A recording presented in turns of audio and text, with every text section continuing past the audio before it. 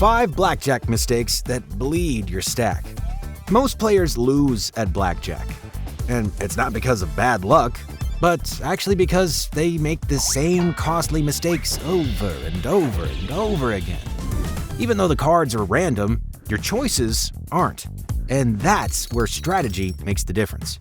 In the next few minutes, you'll learn 5 common plays that look safe but are actually strategic blunders. And by the end of this video, you'll know how to spot these traps and avoid them and make smarter decisions at the table. Now, first up, the most tempting bad bet on the table, taking insurance. The dealer flips an ace, looks at you, and asks if you want to protect your hand. Now, it sounds smart. It sounds safe. It's actually one of the worst bets you can make. So in this instance, you're holding a king and a queen for a very solid 20, and the dealer's sub card is an ace. Now the offer of insurance is on the table. But here's the math. Insurance pays 2 to 1 if the dealer has a 10 in the hole, giving them blackjack. And for that to be a good bet, the odds of them having a 10 need to be better than 2 to 1. But they aren't.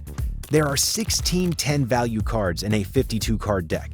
So if you have 2 of them and the dealer has an ace, well, that means there are fewer than 1 in 3 odds their down card is a 10. You're taking a very bad price on a losing bet. And this isn't a play to save your hand, really. It's a side bet on the dealers. And it's a losing one. Mistake number 2, splitting tens. Next is the mistake players make when they feel invincible. Splitting tens. You look down at 2 face cards, a total of 20. It feels like you can't lose, so why not press the advantage and try to win 2 hands instead of 1? So here you got a pair of 10s for a total of 20, and the dealer's up card is a very weak 6. Now the temptation to split is real, but please don't break up one of the most powerful hands in the game. A 20 is a monster. It wins against everything. Well, except the dealer's 21. And by splitting, you're throwing away a near certain win for the chance at winning 2 hands. You're gonna regret it. Danny Ocean's right here. You're trading a powerhouse for 2 weaker starting hands of 10. And yeah, the dealer showing a 6 is very weak, but just don't get greedy, all right?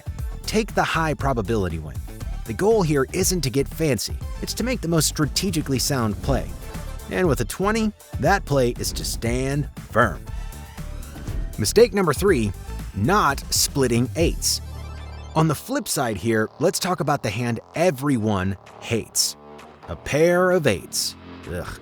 This gives you a hard 16. Statistically, the worst possible hand in blackjack.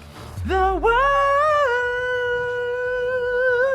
Now, a lot of players will just stand and pray, but that's a mistake. Say the dealer's up card is a strong 10. Now your gut's telling you to just surrender the hand, right? Well, this decision isn't about winning. It's about minimizing your losses. A hard 16 against a dealer's 10 is a massive underdog. So if you stand, you lose to any dealer hand of 17 or higher, which is highly likely. But if you hit, you're very likely to bust. Splitting here is your best option. It turns 1 garbage hand into 2 separate hands, each starting with a base of 8.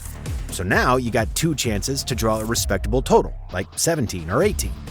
You're giving yourself a fighting chance instead of just accepting a loss. Mistake number 4, standing on a hard 16 versus a dealer's 7. Fear is a powerful driver of bad decisions at the table. And nowhere is this more obvious than when a player is holding a hard 16 against the dealer's 7. Oh my God! Okay, it's happening. Everybody stay calm. Everybody. The fear of busting just makes them stand, and standing is the losing play. So for this one, you've got a 10 and a 6 for a hard 16, and the dealer is showing a 7. Now your instinct might be telling you not to take another card, but this isn't about which play is more likely to win. It's about which play loses less over the long run. A hard 16 is a terrible hand, so you are in a defensive position. And your goal here is to make the decision that has to be the best expected value, even if that value is negative. And by hitting, you give yourself a path to victory. Yeah, you're likely to bust, but you have 5 cards that can improve your hand without busting. And that is an ace, a 2, 3, 4, or 5.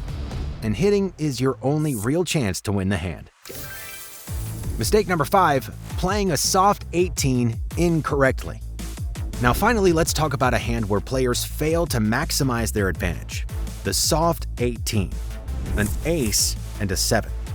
Many players see 18 and immediately stand, thinking they're safe. But playing passively here leaves a lot of chips on the table. Let's say the dealer's up card is a weak 5. Now you have a good hand, and the dealer is in trouble.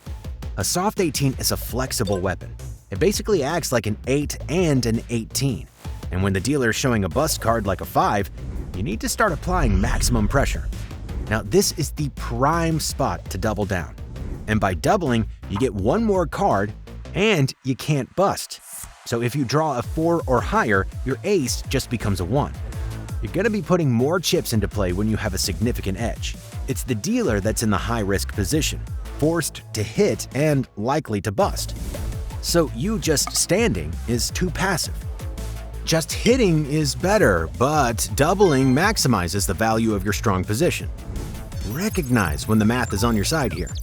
So there you have it. 5 common situations where trusting math over fear will strengthen your entire game. If this helped you think differently about basic strategy, make sure to subscribe. We got more no-nonsense guides coming that'll help you understand the game better and make more informed choices at the table.